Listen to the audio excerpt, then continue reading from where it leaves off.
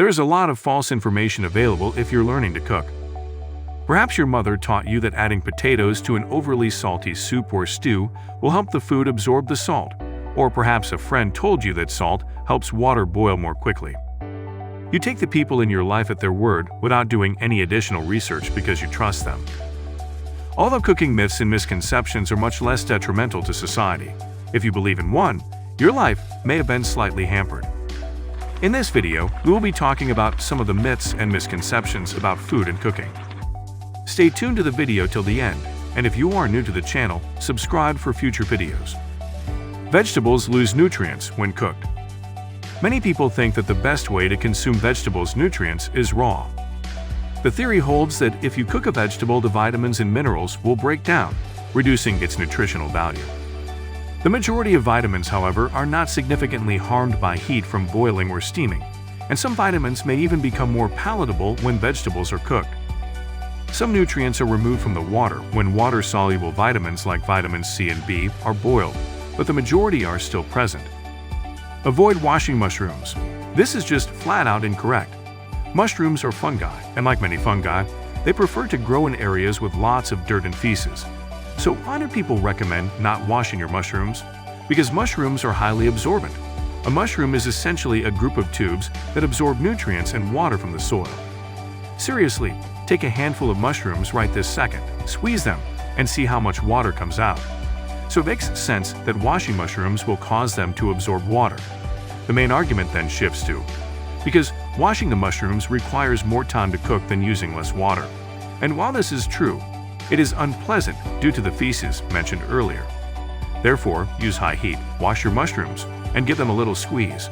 There won't be any dirt anywhere, and they'll come out nicely browned. Pasta water with olive oil in it prevents sticking. Avoid doing this. It won't stop the boiling pasta noodles from sticking together.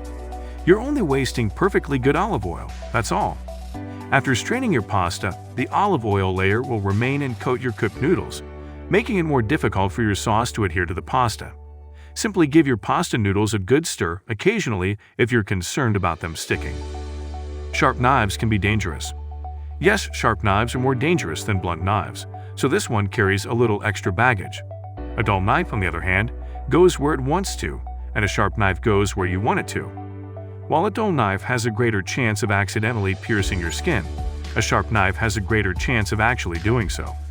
Sharp knives can be frightening, especially if you're inexperienced and lack knife proficiency. Work carefully and slowly, focusing on making precise cuts. Eventually, speed will come. Marinating meat makes it more tender. For a very long time, we have been guilty of believing this. In reality, most of the time when we marinate meat, we're just adding flavor and not completely tenderizing the meat. The only thing that marinating does is impart a faint flavor to the outer layer of whatever it is you're marinating. People also assert that marinating makes food more tender. Theoretically, using acid or papaya juice, another common ingredient, will tenderize the meat, but only to the same extent as those marinades did. The only effect is to make the exterior mushy. No matter how long you marinate, the result will always be a mushy exterior with minimal flavor. Salted water boils more quickly. When you first learn to cook, you can still remember your mother's warning. Don't forget to add salt to the water, or it will take forever to boil. But actually, adding salt raises the boiling point of water, making it hotter but not causing it to boil more quickly. Use salted water primarily to season the food you are cooking. The seeds of peppers are where the heat is found. When a recipe instructs us to deseed a jalapeno pepper, our ingrained belief that the heat originates from the seeds is reinforced. However, the white membrane, also known as the pith or ribs, of the pepper, not the seeds, is where the heat, capsaicin, is kept. Deseeding a pepper removes both the membrane and the seeds, so it becomes less spicy, but not for the reason we first assumed. The flesh of a tomato is its best component. The tomato jelly and seeds, according to many, must be removed because they ruin the texture of your dish. That might be, but they also impact flavor. Separating the seeds and jelly from one of the two tomato gratins, one of which has the tomatoes whole. You'll discover that the gratin's flavor was richer and deeper when the tomatoes were still whole. This is because the jelly and seeds have 3 times as much glutamic acid as the flesh does, which enhances the flavor, the substance that gives many foods. Their umami flavor, also known as glutamate, is known as umami. Occasionally, it might be necessary to remove seeds, but only as a last resort. Bread stales as a result of moisture loss.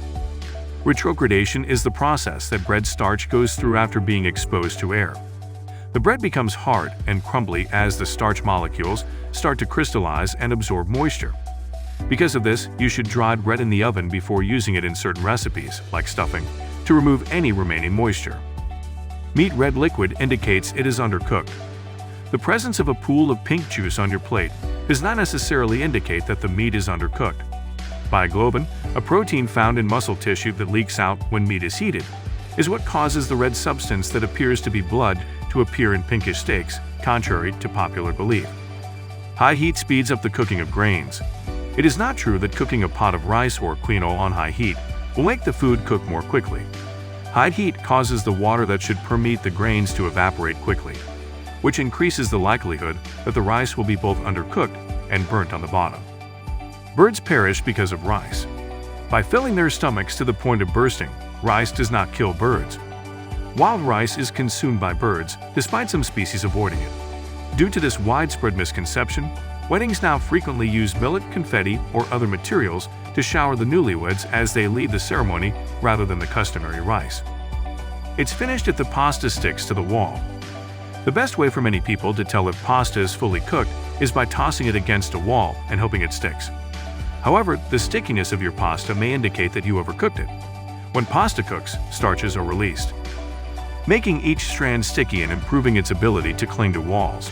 The external stickiness, though, may also indicate that the food has entered rubbery territory after having reached the al dente stage.